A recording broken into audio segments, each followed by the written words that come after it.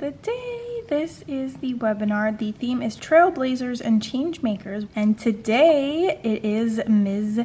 Zita Cobb. And I am helping out with this webinar and I am so excited. Let's go. All right, we are getting prepped and ready for that webinar. I'm gonna change into not my Hope hoodie. This hoodie is from To Write Love on Her Arms. Love that nonprofit. But I'm gonna change into my just like typical presenting coat that I've worn for a year. So I'm gonna change into that, get ready. April and I are just asking like 1 or 2 questions. And yeah, I'm excited. So we have that and then Railroad starts. So let's get it started. It's time. Welcome to all of you that are joining us for the first time today. Zita is the founder and CEO of SureFast and the innkeeper of the Fogo Island Inn. So welcome, Zita.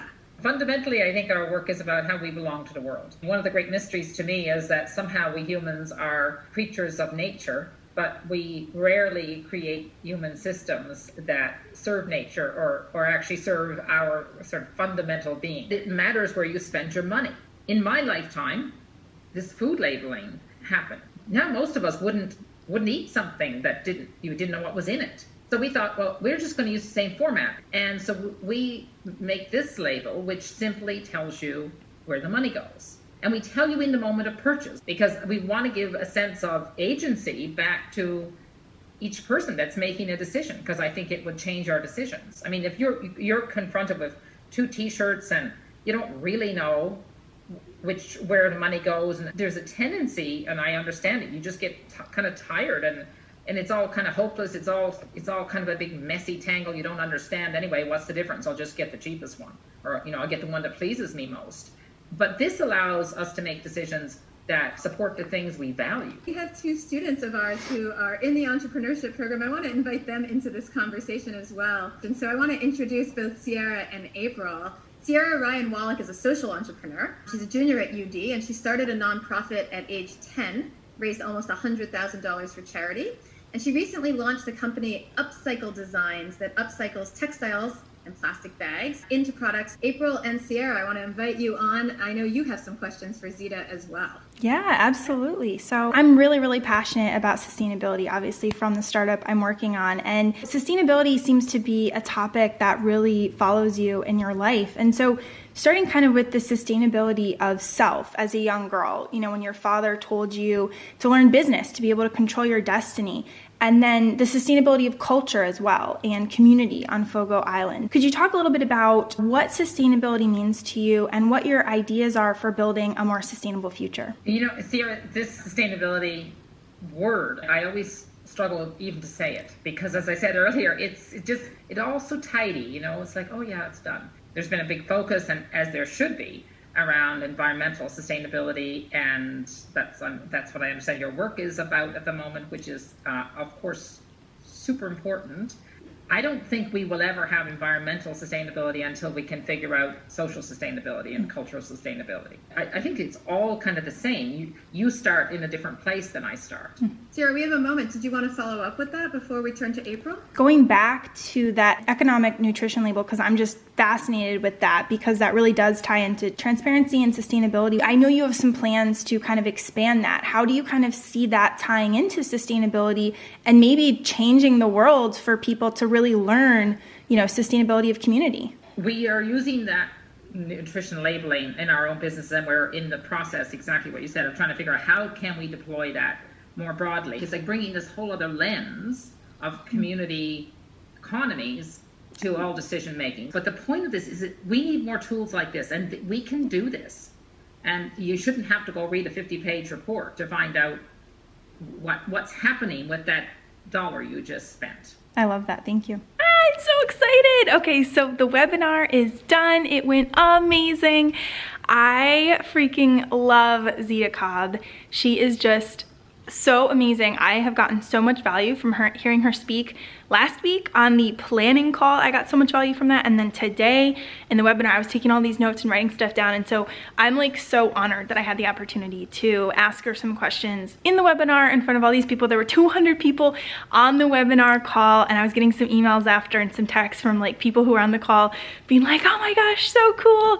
So that was really, really awesome. So thank you so much to Wendy and the Women's Leadership Initiative for inviting myself. So yeah, super, super awesome experience. And now we are doing the Design Thinking Challenge. We just did the introduction meeting. We are joining into the Design Challenge, and this is the intense weekend that we've all been anticipating. Now in about 5 minutes, we get a feedback session for our ideas, and then we will, this afternoon, they will announce where the standings are right now. 2 teams have actually dropped out. There were 12 teams originally. We are one of 2 from the United States, and yeah, it's gonna be so exciting. So let's get started on the day. I just had a crap ton of sugar. Okay, Aurora. Just had a crap ton of sugar, so I am bouncing off the walls. All right, let's go. All right, so we are currently on break, and it is going really, really well so far. We got some of the judges' feedback and we got pretty good score. We're still waiting for them to release the rankings, but we are currently working on round 2. We are in sessions all morning, and now we are working independently on ideating, and then we'll come together and start working more on prototyping, and then over the weekend we will narrow down on our one prototype and then start testing it. And so I'm really, really excited because this is like the fun part, right? Is coming up with ideas. It's like testing stuff. This is a lot more fun to me than like research, not gonna lie. So I'm really, really excited for this round. All right, let's keep it up. Does the data support this, and what are potential solutions? And then I just started bouncing potential solutions, and then like off the potential solutions, I was doing like questions, data ideas, like anything that would support it or like expand it.